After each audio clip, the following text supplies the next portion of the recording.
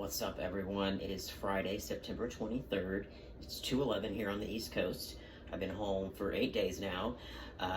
Been resting a lot. Been honestly so tired that even like a daily update seems like a lot. I do about one errand or task or like event per day, and that's about all I can do. Sleep is extremely hard to come by for me in Austin. A lot of people said once you're home, you'll probably feel better, be able to rest more. They were absolutely right. I'm resting a lot more. Got my dogs. They're great. So basically, there isn't anything to say on the daily. Healing is a long, slow recovery process. I'm at maybe 50 to 60% of my energy, which is kind of frustrating, but also trying to be gentle with myself.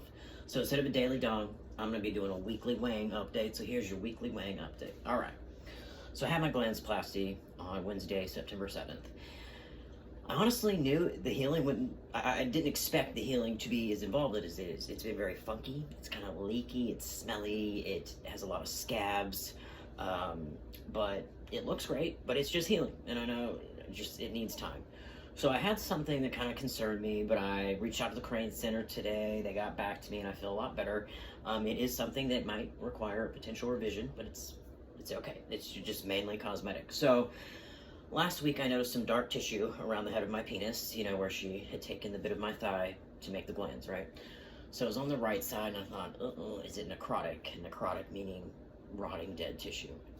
I didn't freak out about it, because I'm trying not to freak out about things, you know, because even if it was, freaking out is just going to make me worked up, and it's not going to solve the medical issue. So didn't freak out about it. Also, when I'd spoken to them previous weeks, they said really what you got to worry about the most is the base becoming necrotic. The base is healthy, the whole shaft has a nice, like, healthy color, and the very tip where the urethra is has a healthy color.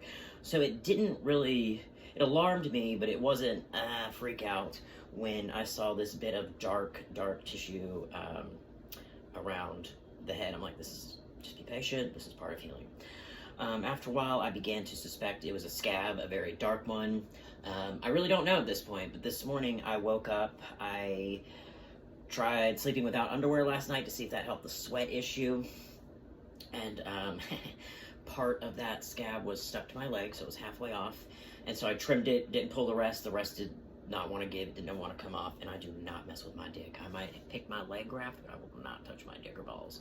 So, you know, didn't touch it, just trimmed it. They said if things are stitches, things like that flying away, you can cut them, but other than that, do not mess with that shit. So I take that seriously, did not mess with it, and then you can tell, like, there's just a little bit of skin missing, you know, from that little part.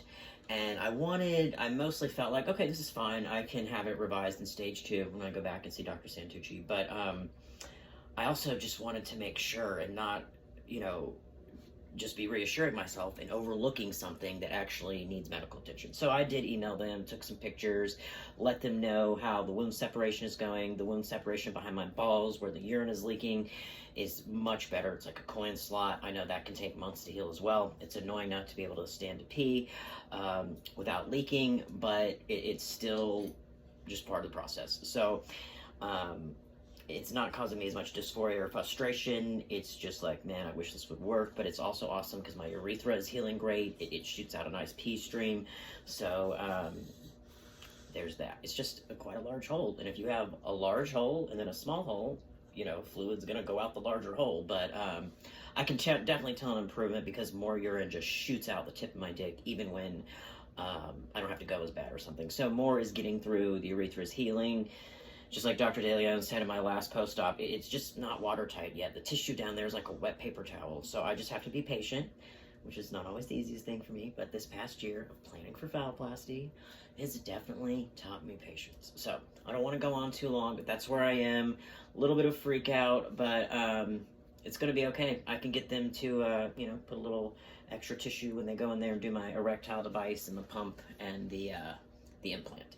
So stage 2, just to recap, will be testicular implants and then a pump. I'm going to get an erectile pump.